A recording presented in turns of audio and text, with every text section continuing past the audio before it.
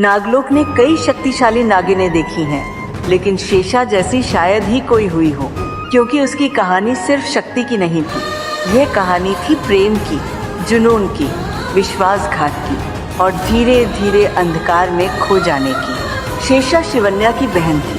वे साथ बड़े हुए थे, साथ लड़े थे और एक समय ऐसा था जब शिवन्या को लगता था अगर पूरी दुनिया भी उसके खिलाफ हो जाए तो भी शेषा कभी उसका साथ नहीं छोड़ेगी।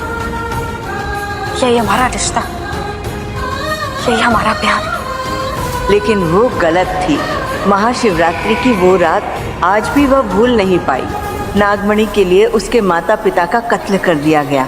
अंकुश, वीरेन, शैलेश, सूरी और यामिनी, इन 5 लोगों ने उसकी दुनिया उजाड़ दी।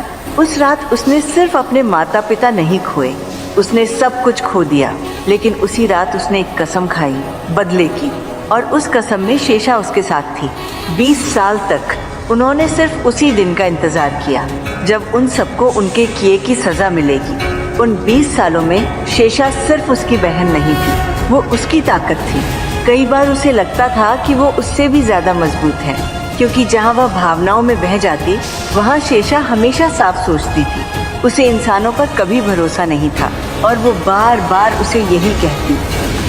तुम अपना मकसद भूल गई हो या फिर ये भूल गई हो कि ऋतिक एक इंसान। फिर ऋतिक उसकी जिंदगी में आया। शुरुआत में वो भी सिर्फ उनकी योजना का हिस्सा था। उसे उसके घर में जाना था, उन लोगों तक पहुंचना था जिन्होंने उसके माता पिता को मारा था। सब योजना के मुताबिक चल रहा था। इंतकाम अब शुरू हो चुका है। लेकिन धीरे धीरे कुछ बदलने लगा। वह बदलने लगी। ऋतिक के लिए उसके मन में भावनाएं आने लगी और शेषा ने ये सबसे पहले महसूस किया। वो उसे रोकती थी। फिर ऋतिक, सिर्फ उसी के बारे में सोचती रहती हो तुम? समझाती थी। धीरे धीरे शेषा खुद भी बदलने लगी थी। पहले उसने ध्यान नहीं दिया, लेकिन फिर छोटी छोटी बातें नजर आने लगी। ऋतिक का जिक्र आते ही उसका चुप हो जाना, उसका बेचैन होना, उसका गुस्सा करना। शिवन्या शेषा को बचपन से जानती थी। उसके चेहरे पर क्या चल रहा है वह समझ जाती थी और तभी पहली बार उसे एहसास हुआ।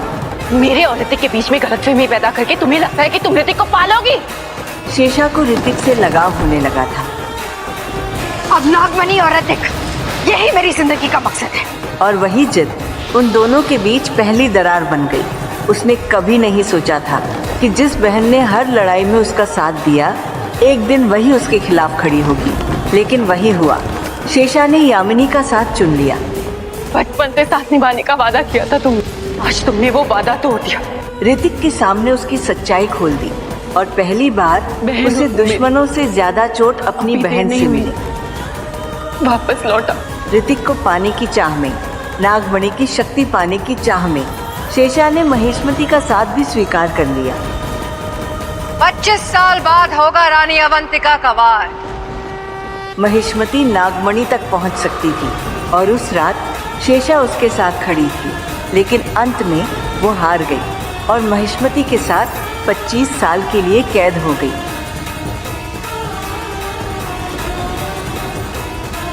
कैद कर लो उसे। नहीं! उस दिन उसे लगा था सब खत्म हो गया, लेकिन वह नहीं जानती थी कि शेषा की कहानी अभी खत्म नहीं हुई। असल में उसकी सबसे खतरनाक शुरुआत अब होने वाली थी।